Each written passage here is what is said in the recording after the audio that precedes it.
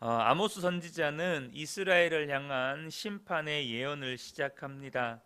그 심판의 예언의 청취 대상은 애굽 땅에서 인도하여 올리신 모든 족속입니다.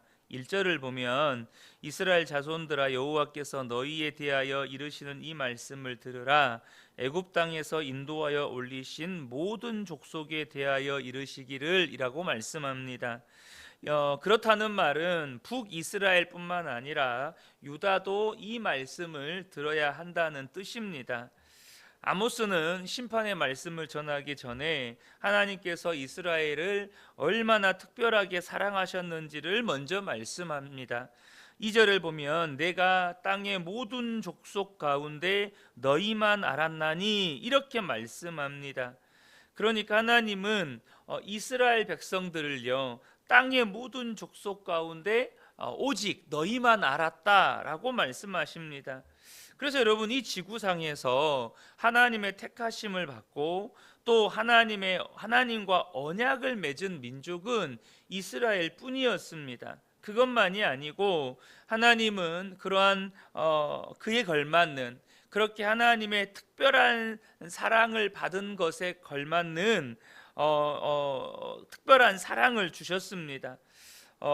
신명기 33장 29절을 보면 이스라엘이여 너는 행복한 사람이로다. 여호와의 구원을 너같이 얻은 백성이 누구냐? 그는 너를 돕는 방패시요 내 영광의 칼이시로다. 내 대적이 내게 복종하리니 내가 그들의 높은 곳을 밟으리로다 라고 말씀합니다. 그러니까 하나님은 땅의 모든 족속들 가운데 이스라엘만 알았다고 말씀하실 만큼 이스라엘을 택하셨고 그들과 언약을 맺으셨을 뿐만 아니라 그에 걸맞는 특별한 사랑을 베풀어 주셨는데 오직 이스라엘 민족만큼 하나님의 구원을 경험한 민족이 없다는 거예요. 하나님은 기사와 이적을 통해서 그들을 애굽에서 구원해 내셨고 하나님이 직접 개입하셔서 그들을 인도하시고 보호하셨다는 것입니다. 그런 은혜를 경험한 민족이 없습니다. 그런 역사를 경험한 민족이 없어요. 그러나 이스라엘은 그 은혜를 저버리고 말씀을 떠났고 언약을 배반했습니다. 하나님은 그러한 그들의 죄악에 따른 보응을 예고하십니다. 여러분, 관계와 은혜에는 책임이 따릅니다. 어제도 잠깐 나누었지만 특별한 관계, 특별한 은혜일수록 그 책임은 커진다는 사실을 저와 여러분이 아셔야 합니다. 오늘 본문의 이 아모스 선지자의 메시지, 그러니까 특별한 사랑을 받고도 하나님과 언약을 맺고 특별한 구원의 은총을 받고도 그 은혜를 저버린 이스라엘 민족의 모습 속에서 우리가 발견하게 되는 중요한 교훈적인 메시지가 있습니다. 그것은 뭐냐면 은혜를 권리로 생각하지 말라는 것입니다. 하나님이 우리의 삶에 베푸신 은혜를 당연한 것으로 여기지 말라는 것입니다. 이것은 인간관계에서도 마찬가지입니다. 누군가 나에게 베푼 친절과 배려를 당연한 것으로 여겨서는 안 된다는 것입니다. 여러분 가장 가까운 관계가 부부 관계잖아요. 그렇다는 것은 가장 소중한 관계이기도 합니다. 관계이기도 하다는 뜻입니다. 그런데 우리는 때로는 가장 소중한 관계인 배우자를 가장 너무나도 당연하다는 듯이 가장 소홀히 대할 때가 있습니다. 여러분 배우자가 존재하는 것 잠언 말씀에 보면 아내를 얻는 자는 여호와께 은총을 입은 자다라는 말씀이 있습니다. 여러분 내게 배우자가 있다는 건 하나님께서 내게 은혜를 베푸셨다는 뜻입니다. 지금 배우자가 내 옆에 있는 게 절대 당연한 게 아니라는 것입니다. 배우자가 또한 나에게 하는 베푸는 일상의 어떤 이 배우자와의 관계 속에서, 부부 관계 속에서 배우자가 나에게 베푸는 일상의 삶이 당연한 게 아닙니다. 아내가 차려주는 아침상이 당연한 게 아닙니다. 남편이 밖에서 벌어다 주는 돈이 당연한 게 아닙니다. 아내의 존재, 남편의 존재가 절대 당연한 게 아닙니다. 그런데 남편이 내게 하는 것들이, 혹은 아내가 나에게 하는 것들이 당연하다는 것으로 당연하게 여겨지는 그 순간부터 여러분 배우자를 소홀히 하게 되죠. 혹은 자식들을 소홀히 하게 되죠. 그러면 여러분 가족 관계 안에서 뭔가 불협화음이 발생하기 시작하고 갈등이 생기는 것입니다. 그런데 여러분, 저와 여러분이 이 하나님께서 내게 베푸신 은혜를 권리로 생각한다면 어떻게 되겠습니까?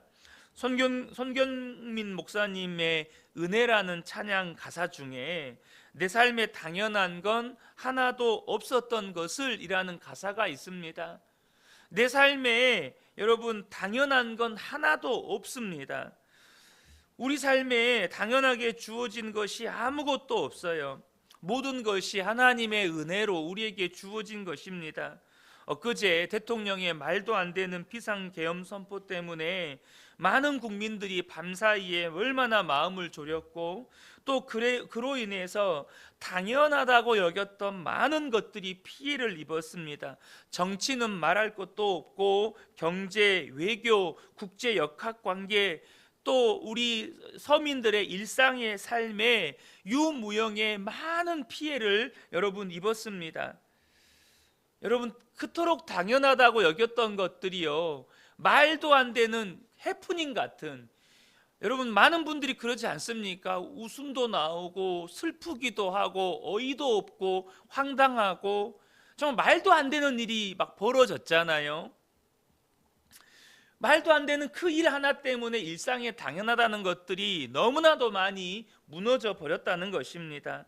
여러분, 우리가 은혜를 권리로 여기면, 은혜를 당연하다고 여기면 그때부터 무슨 일이 일어나느냐? 신앙의 변질이 일어납니다.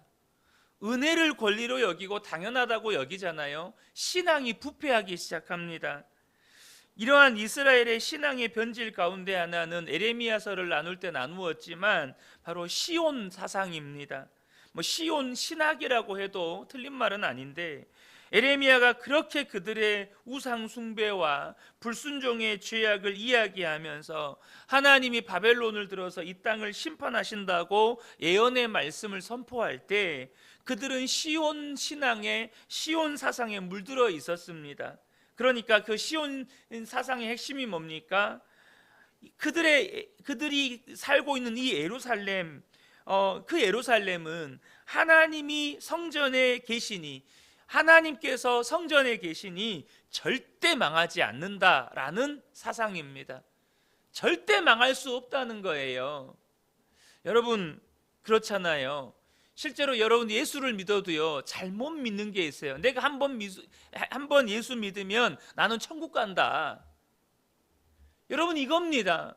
나는 하나님이 나를 지켜주시기 때문에 나는 반드시 천국 간다. 여러분, 하나님은 우리를 버리시지 않지만 우리가 하나님을 떠난다니까요. 사람이 하나님을 떠납니다. 사람이 하나님을 떠나요. 이스라엘 백성들이 여러분 출애굽하면서 구원을 받았습니다. 애굽에서 구원을 받았어요. 근데 무슨 일이 일어났습니까? 광야 40년 생활하면서 여러분 이스라엘 백성들이 출애굽할 때 20세 이상 된 자들이 여호수아와 갈렙을 제외하고 다 망했습니다. 다 죽었습니다. 왜 가나안 땅에 못 들어갔습니까? 그들 스스로가 하나님을 떠난 것입니다. 은혜를 당연한 것으로 여기면, 은혜를 권리로 여기면 신앙은 변질됩니다. 그러므로 여러분, 우리가 그렇지 않으려면, 정말로 은혜를 당연한 것으로 여겨서 우리의 신앙이 변질되지 않으려면, 타락하지 않으려면 어떻게 해야 합니까? 여러분, 우리가 은혜 안에 머물면서 끊임없이 하나님께 사랑으로 반응해야 한다는 것입니다. 여러분, 은혜 안에 머무십시오. 절대 내 힘으로, 은혜 받았다고 내 힘으로 뭘 하려고 하지 마십시오. 은혜 받았다고 내가 뭐가 된 것처럼, 여러분, 하나님의 은혜가 임했다고 해서 우리의 본질이 바뀌지 않습니다. 우리는 은혜 받아도 인간입니다. 은혜 받았다고 해서 우리에게 능력이 생기는 거 아닙니다. 은혜 받았다고 해서 우리 자체에게서, 우리 자체 안에 어떤 소망이 있는 게 아닙니다. 언제나 소망은 하나님께 있는 것입니다. 그러므로 우리는 은혜 받았다고 이제부터 내가 뭔가 되는 것처럼 우리가 뭔가를 하려고 해서는 안 돼요. 내 힘으로 하려고 해서는 안 됩니다. 은혜 안에 머무셔야 합니다. 그리고 끊임없이 하나님께 사랑으로 반응해야 합니다. 여러분, 사랑으로 반응한다는 게 뭘까요? 이것은 단순한 이치입니다. 여러분, 누군가와 사랑에 빠지잖아요. 그러면 내가 사랑으로 반응한다는 건 뭡니까? 그 사람만 바라보는 것입니다. 내가 어떤 여자를 사랑해요. 그러면 그 여자만 바라보는 것입니다. 딴 여자에게 눈을 안 돌리는 거예요. 내가 이 남자를 사랑합니다. 그러면 그 순간부터는 그 남자만 바라보고 그 남자에게만 반응하는 겁니다. 딴 남자에게는 거들떠 보지도 않는 거예요. 반응하지도 않는 것입니다. 사랑으로 반응한다는 건 우리의 시선을 하나님께만 두는 것입니다. 예수님께만 두는 거예요. 그리고 예수님께만 반응하는 겁니다. 그게 사랑으로 반응하는 것입니다. 세상의 유혹과 시험이 내게 몰려와도, 돈의 유혹과 권력의 유혹과 세상 성공의 유혹이 몰려와도 거기에 반응하지 않고 하나님께 반응하는 것입니다. 아모스는 혹독한 심판을 예고하면서 그럴 수밖에 없는 이유, 하나님이 심판하실 수밖에 없는 이유를 3절부터 6절까지 서술합니다. 특별히 아모스는 7가지 수사적인 질문을 통해서 논리적인 결론을 유도하는데요. 몇 가지만 예를 들면, 사자의 포효가 무엇 때문입니까? 내가 먹잇감을 움켜쥐고 있기 때문에 포효하는 거라는 거예요. 새가 걸리는 것은 누군가가 덫을 놓았기 때문이고, 또 덫이 튀어오르는 것은 무언가 걸렸음을 보여주는 것처럼 심판은 이유 없이 주어지는 게 아니라는 것입니다. 하나님의 심판이 있는 것은 분명히 거기에는 그 심판에 합당한 죄가 있기 때문이라는 거예요. 나팔소리는 전쟁 발발을 표시한 것처럼, 재앙은 하나님이 움직이셨다는 것을 뜻하는 것처럼, 하나님의 심판이 임하는 것은 바로 이 이스라엘 백성들의 죄 때문이라는 것입니다. 이러한 인과관계를 생각할 때 하나님의 심판은 정당하고 나아가서 불가피한 거라는 겁니다. 여러분, 그래서요, 고난이 다 같은 고난이 아닙니다. 분명히 고난에는 이유가 있어요. 고난에는 분명한 이유가 있어요. 하나님은 예수를 믿는 우리에게 고난을 허락하십니다. 고난 중에는 그리스도인으로서 반드시 받아야 하는 고난이 있습니다. 거기에는 그리스도인이 반드시 받아야 하는 고난에는 크게 2가지 이유가 있습니다. 첫 번째는 뭐냐면, 예수를 믿는 우리 안에 있는 이 불순물을 제거하기 위한 목적으로 하나님께서 우리에게 고난을 허락하십니다. 그래서 욥기 23장 10절에 그러나 내가 가는 길을 그가 아시나니 그가 나를 단련하신 후에는 내가 순금같이 되어 나오리라. 고난을 통해서 우리 속에 있는 불순물이 빠져요. 믿음의 불순물이 빠지고 성품의 불순물이 빠지는 겁니다. 그래서 우리는 정금 같은 사람이 되는 거죠. 또 다른 이유는 우리의 존재 자체가 우리가 이 세상에 속한 자들이 아니고 하나님께 속한 자들이기 때문에 세상으로부터 미움을 받는 고난이 있다는 거예요. 우리가 끊임없이 하나님께 속한 자로서 살아가게 되면 우리의 말이 하나님께 속한 자임을 드러내고 우리의 삶의 모양이 하나님께 속한 자임을 드러낼 때 세상은 우리가 하나님께 속한 자가 세상에 속한 자가 아닌 것을 보면서 공격한다는 거예요. 요한복음 15장 19절에 너희가 세상에 속하였으면 세상이 자기의 것을 사랑할 것이나 너희는 세상에 속한 자가 아니요 도리어 내가 너희를 세상에서 택하였기 때문에 세상이 너희를 미워하느니라. 이와 같은 이유로 우리는 고난을 당해야 합니다. 저는 우리 모든 성도님들이 마땅히 당해야 할 고난을 기쁨과 감사함으로, 즐거움으로 감당할 수 있는 복된 분들 되시기를 축복합니다. 그러나 성도들 중에는 당하지 말아야 할 고난을 당하는 분들이 있습니다. 베드로전서 2장 20절을 보면 죄가 있어 매를 맞고 참으면 무슨 칭찬이 있으리요? 라는 말씀이 있습니다. 여러분, 죄가 있어서 그에 대한 심판으로 고통을 당하는 것은 부끄러운 일입니다. 그건 부끄러운 일이에요. 그래서 베드로 사도가 어떤 고난을 받아야 하는지를 우리에게 권합니다. 베드로전서 4장 15절 16절 보면 너희 중에 누구든지 살인이나 도둑질이나 악행이나 남의 일을 간섭하는 자로 고난을 받지 말려니와, 죄 때문에는 고난 받지 말라는 것입니다. 그리고 16절에 만일 그리스도인으로 고난을 받으면 부끄러워하지 말고 도리어 그 이름으로 하나님께 영광을 돌리라. 그리스도인으로서 받아야 할 고난은 받으라는 것입니다. 사랑하는 성도 여러분, 여러분은 지금 어떤 이유로 고난을 받고 있습니까? 그리스도인으로서 마땅히 받아야 할, 우리 안에 있는 불순물이 제거되기 위한 이유로, 혹은 우리가 더욱더 하나님 앞에 하나님의 자녀로 살아가면서 내가 이 세상에 속한 자가 아니라 하나님께 속한 자임을 드러냈기 때문에 당하는 고난인 것입니까? 아니면 내가 죄를 지어서 당하는 고난인 것입니까?